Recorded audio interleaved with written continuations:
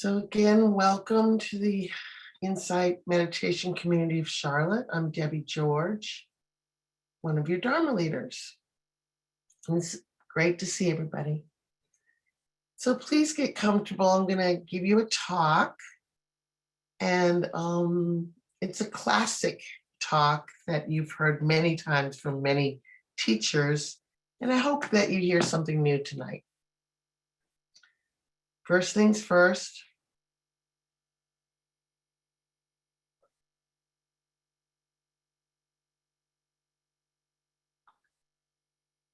So this talk has two titles. I started with Befriending the Hindrances.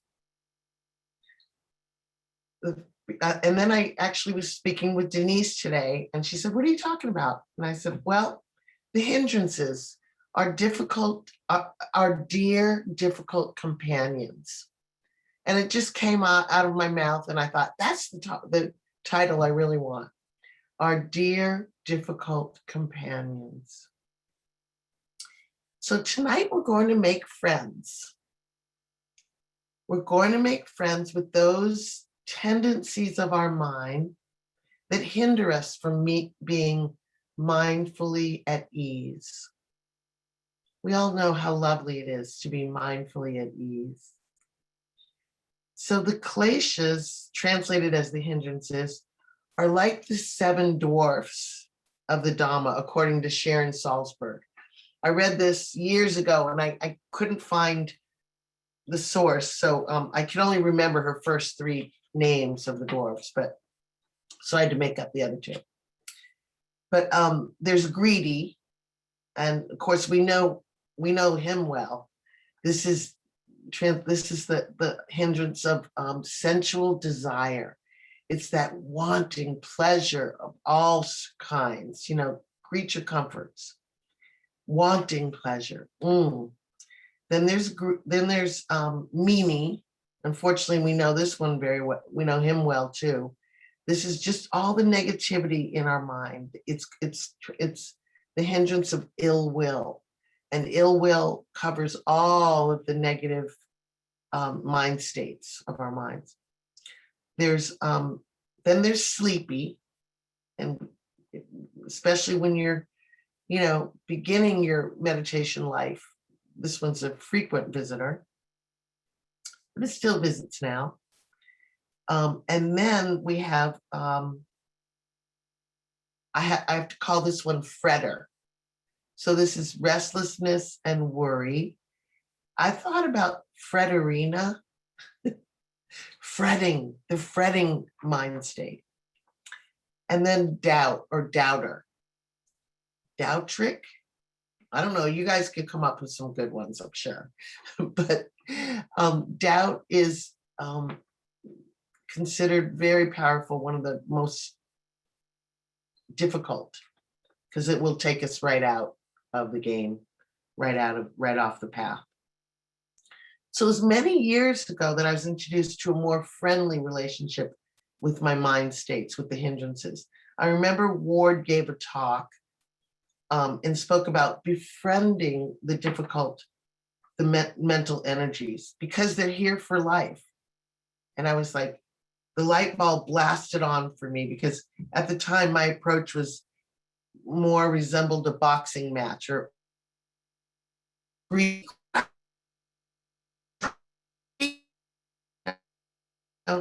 and I'm trying to live more peacefully. So how do you think that went over with my mind states?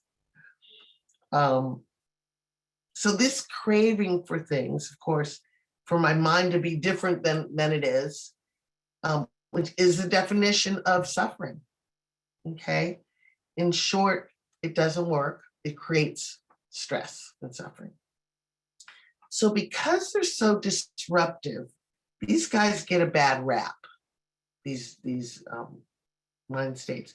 As we've heard from each Dharma leader these past weeks, each emphasized that the factors of awakening are the antidote to the hindrances. The antidote, yes, the 7 factors of awakening are the antidote to the hindrances. So the factors of awakening: always begin, of course, with mindfulness. We have to be anchored. We have to be aware. Gives rise to investigation. Okay, to be able to look at this energy, which gives us actually energy. It gives us positive energy, which leads to rapture or joy, and it gives rise to calm or tranquility. And then here we are, concentrated and equanimous. So even the sound of them is calming, isn't it? The 7 factors. So fair enough, the hindrances need intervention, but they're with us for the long haul. So let's not trash talk them. But it's true, they are like companions that certainly don't have our best interest in mind. Okay. So there we are, going about our day, and the inner chatter is chirping away, leaving no stone unturned in what's worthy of commentary. The untrained mind is shameless. It's got, commentary. So it would be easy to argue that the 7 factors are the good guys and the hindrances are the bad guys.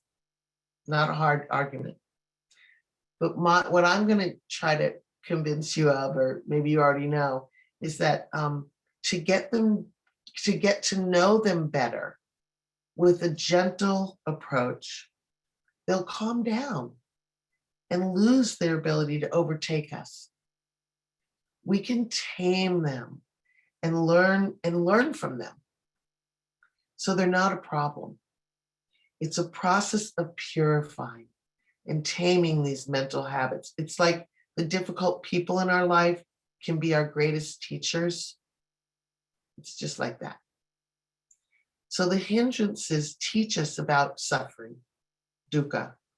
They create suffering, or you can call it unsatisfactoriness or stress, in their habits of craving for or against whatever, and their tendency to delusion, to not seeing things clearly.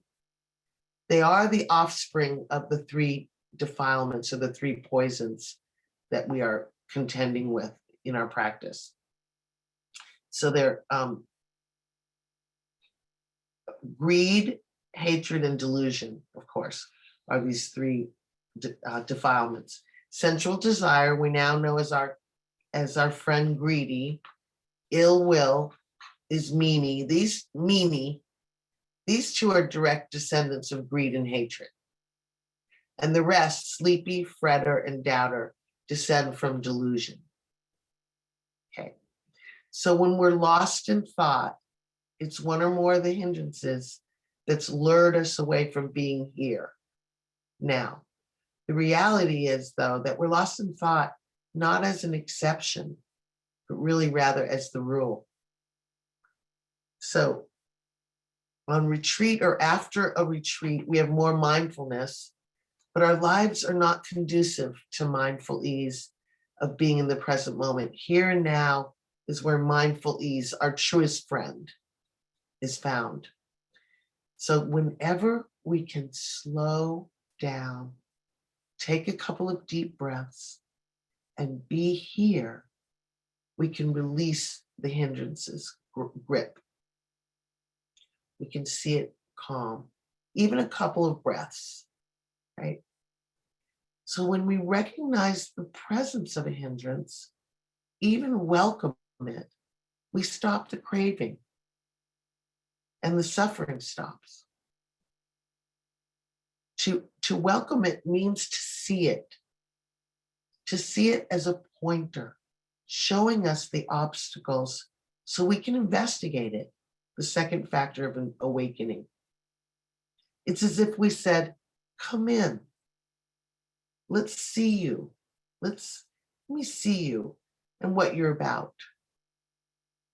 In this moment, the hindrance has become the object of awareness.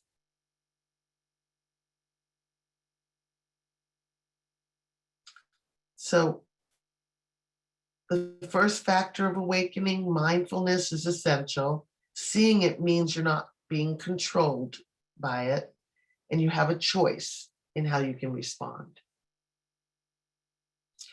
So it's been a while since I've shared this poem, but it's a classic meditation poem from Rumi, The Guest House, from over 700 years ago.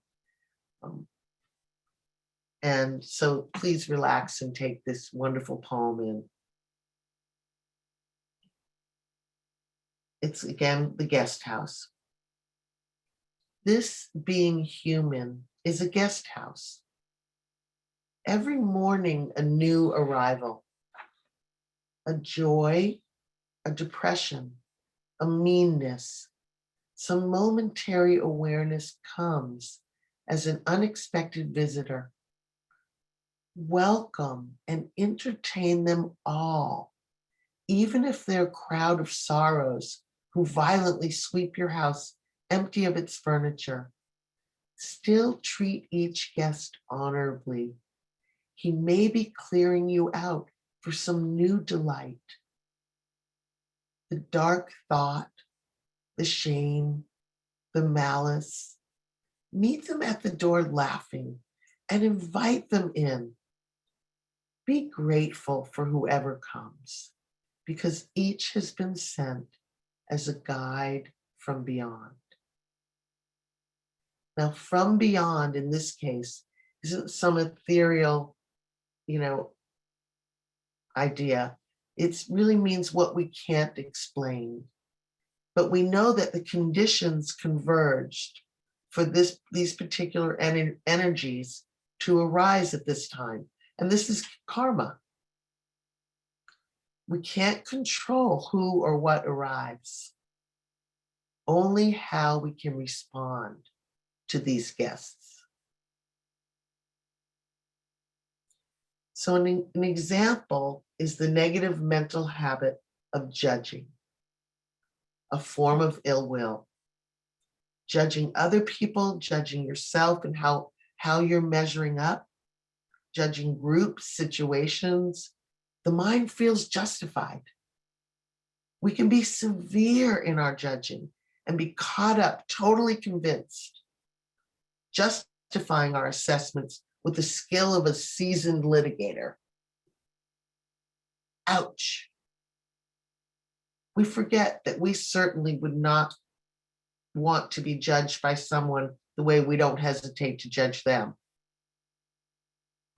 This is our companion, meanie, arising often born of feeling threatened or insecure or envious. Something inspired it. How do we meet it? We meet it with compassion and kindness even. It should be given in large doses to our heart and mind, often and daily. The most important thing is don't hate meanie. Don't hate the ill will. And we see it diminish, don't we? Let's investigate our companion, greedy. This one is all about wanting and scheming for one sense pleasure after another. Pleasure seeking for delicious taste, smell, sounds, touch sensations, and in the Buddhist cosmology, pleasurable thoughts. How many of you have the pleasurable thoughts? I do. Often.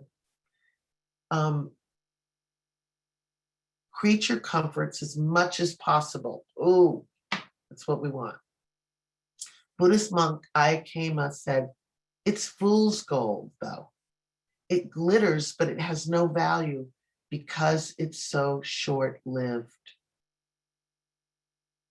Once we get the pleasure, and these are my words, once we get the pleasure, we're on to the next one. And the next one. What else would be really good right now? Right? Ai Kema, again, she says, the enjoyment of the senses becomes more refined when there's more purification in a person. The smallest thing can be enjoyed. but the danger lies in wanting it. End quote. So I thought about, what we can all capable of shoveling down a plate of food mindlessly versus savoring each bite slowly with mindful relaxation, and then stopping, aware that it's enough, not when the plate is empty, but when we have that awareness. And of course, this is a practice. It's a tool. Moderation in eating is one of the practices the Buddha recommended for developing, for working with greed. And it's purification. So let's take a moment and breathe and stay with our body.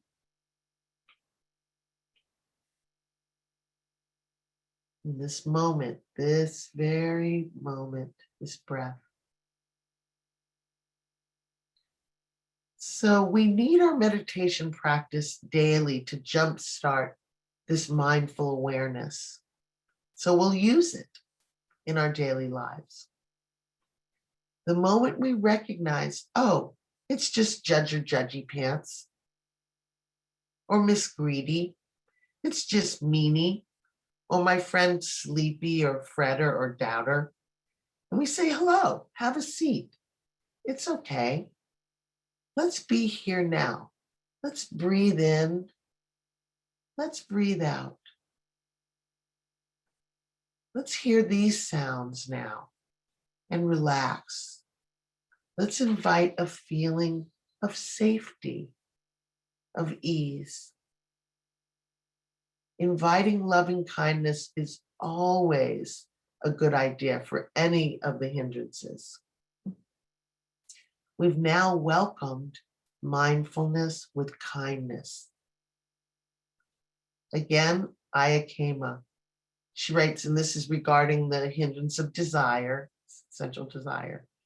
It will only stop talking when the meditation experience results in far greater pleasure than sensual gratification can provide, namely the happiness and tranquility that comes from concentration.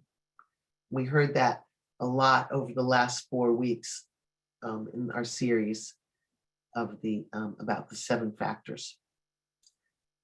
The happiness that comes from concentration. Okay, so I make friends with the hindrances, get to know them, and of course I see that they don't have my best interest in mind. They're the friend that once I mature, I see that they're never really going to lead me to ease and safety from inner harm, from that mind. Never to the culminating factors of awakening, tranquility, concentration, and equanimity. But we start where we are, and these untrained habits of our mind arrive innocently. They show up at the door.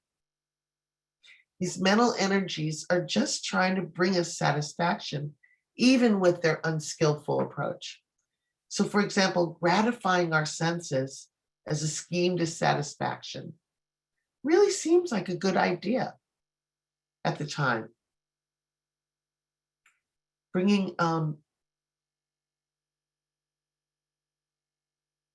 it really seems like a good idea, and then bringing self-righteous anger toward another seems justified, and it's so satisfying, to look at people who think differently and just remember why we're right and why they're wrong. There's some juice in that, But with a gentle approach, these energies can start to quiet down and lose their strength. Befriending the hindrances is a sure way to see them as they are, ordinary mind states that can be observed that can become the object of our meditation without causing suffering. Bringing curiosity, a word that I heard Thea use a lot in her talk, which really rang for me. Bringing curiosity and non-preferential awareness is the key. Everything arises and passes if we don't cling. We can see these hindrances as lifelong companions that aren't a problem. Sylvia Boorstein shares a story. She was present at an event along with 6,000 other people. It was with the Dalai Lama on the day after it had been announced that he was the recipient of that year's Nobel Peace Prize. And he was asked the question, do you ever get angry? He said, of course. He found the question funny and started laughing his now familiar, hey, I've been practicing that. I think I got it. And he said, something happens. It isn't what you expected. And anger arises. But you know, it doesn't have to be a problem. I'm happy about my Dalai Lama laugh at the moment. Ajahn Amaro, another wonderful, wonderful teacher, calls the hindrances hurdles and pitfalls. This sounds to me like things to jump over or scale. And as we see them arise and avoid getting stopped by them or hung up by them, pitfalls implies that we should keep our eyes open and our awareness tuned in enough to avoid falling and hurting ourselves. Oh, this is present, we can say. We learn to navigate the difficulties by recognizing them without being overcome by them. Boorstein writes, I once heard a Tibetan Buddhist teacher say, all hindrances are self-liberating in the great space of awareness. They're self-liberating. She continues, I know that when my mind is deeply relaxed and steady, filled with warm intention, upsetting thoughts and feelings arise, but they don't stick. In short, I'm aware of my mind caught in sensual desire, hungering for pleasure or in ill will, in a negativity spiral, or sloth and torpor, feeling overwhelmed. You know, that's a familiar one for me. Or low, a little bit depressed, or restlessness. That's a very familiar one. Agitated in some way.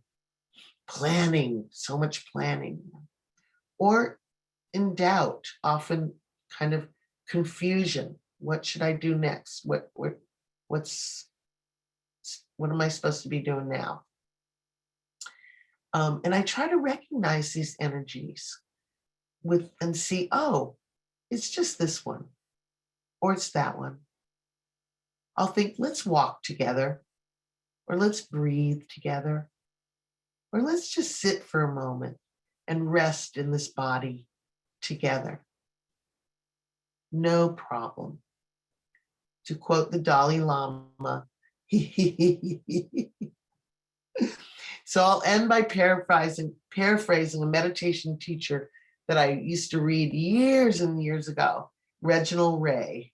And he said, and this is apropos to this time of year, he said that living without meditation is like eating a Thanksgiving meal, and before you digest it, you eat another, and before you digest it, you eat another, etc. Meditation is digestion for our minds. So we have life experiences and we digest them. We have life experiences and we digest them. And that's why we need meditation.